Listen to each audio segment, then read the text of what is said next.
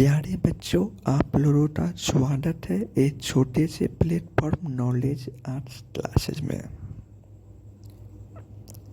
मैं आपसे आग्रह करता हूँ कि आप लोग इस चैनल को ज़रूर सब्सक्राइब करें और अपने दोस्तों के पास शेयर करें और उन्हें भी कहे कि यह चैनल को सब्सक्राइब करें।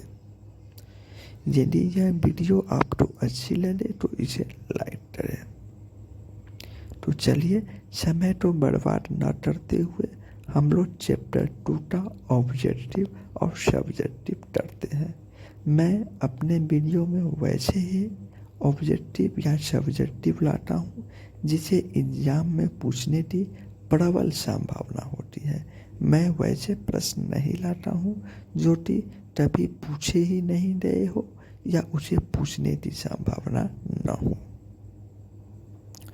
मैं जितने भी ऑब्जेक्टिव और सब्जेक्टिव कराऊंगा वह आप कर लेते हैं तो आपके क्वेश्चन बनते सभी प्रश्न बन जाएंगे। लेकिन इसके लिए आपको मैंने जो चैप्टर 2 का लेखक परिचय और सारांश कराया है वह वीडियो देखनी पड़ेगी।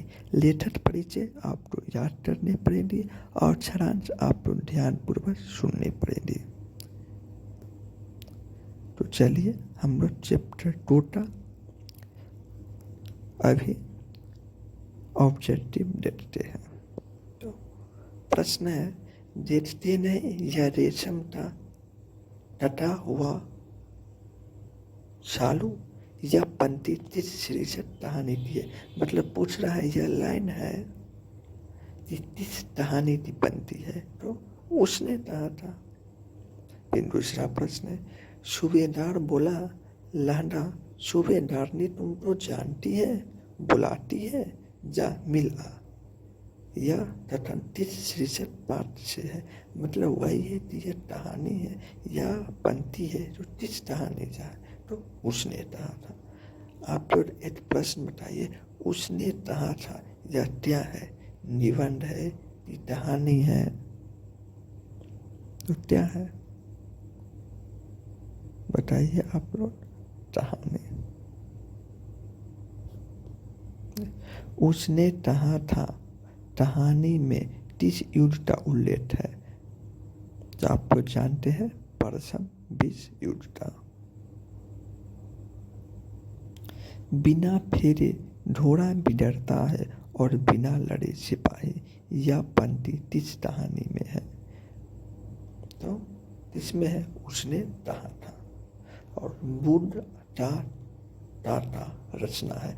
मतलब पूछ रहा है यह किसके द्वारा लिखा गया है या किसके द्वारा रचना किया गया है। टाटा किसने की है, चंद्रधर शर्मा द्विवेदी जी। और पूछता है चंद्रधर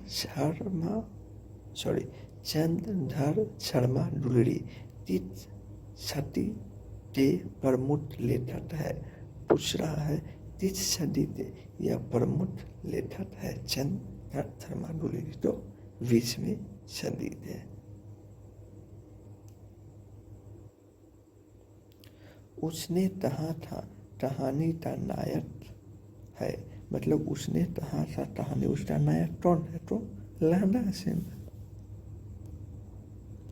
उसने कहा था कहानी है युद्ध की कहानी, प्रेम पर बलिदान होने की कहानी, दिव्य प्रेम की कहानी, या इसमें से सभी। तो इसमें से सभी।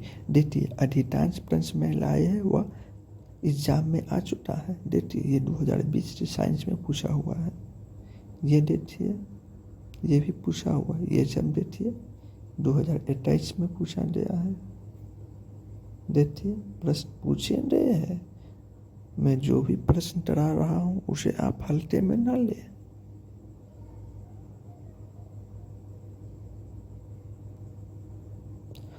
बोधा कौन था। मतलब बोधा सिंह था तो कौन था, तो सूबेदार हाजीरा सिंह का बेटा।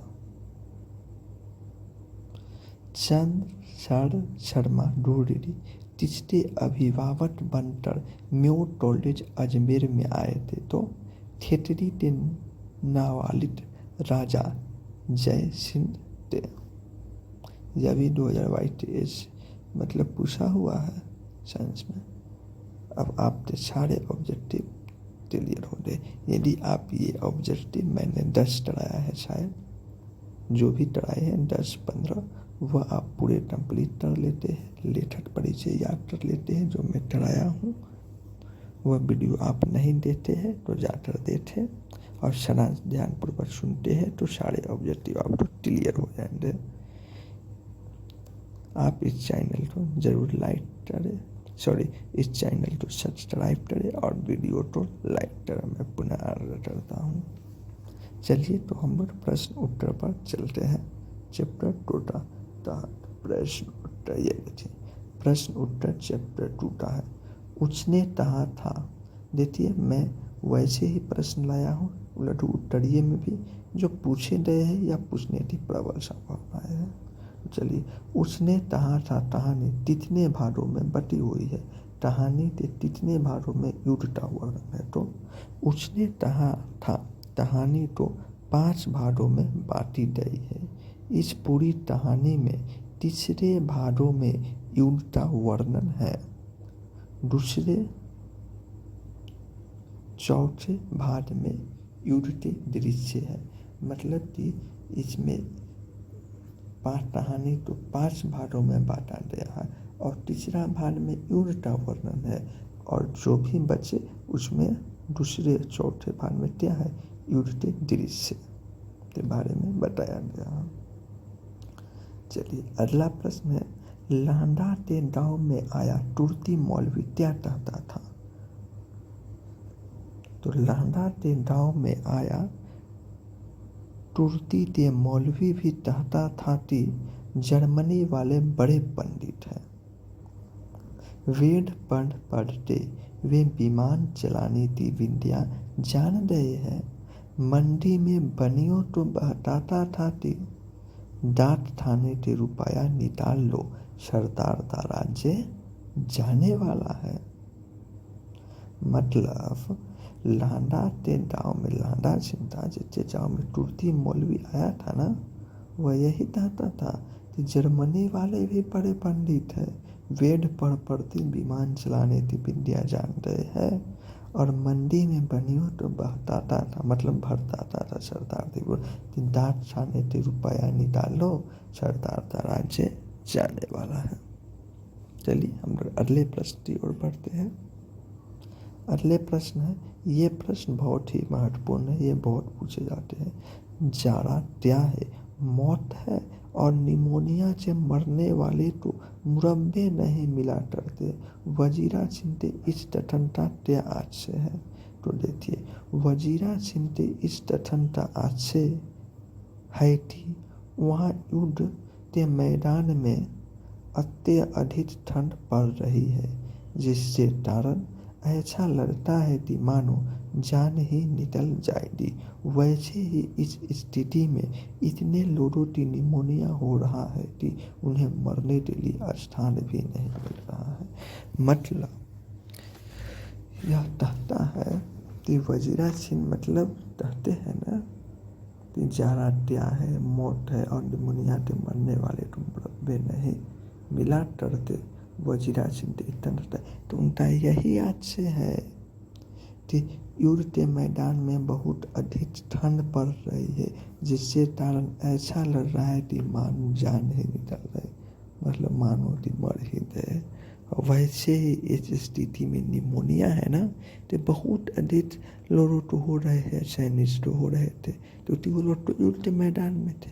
युद्ध के मैदान में तो सैनिक ही होते हैं, हो रहे हैं, जिससे कारण किसी को मरने के लिए स्थान भी नहीं मिलता है, मर जाते उसे दफनाने के लिए जगह नहीं है।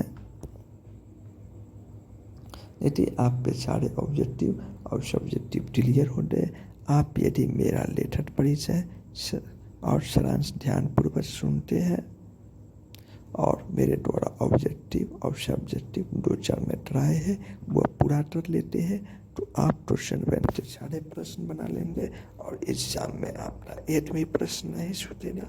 मैं पुनः कहता हूँ कि आप लोग इस चैनल को ज़रूर सब्सक्राइब करें और लाइक करें। धन्यवाद।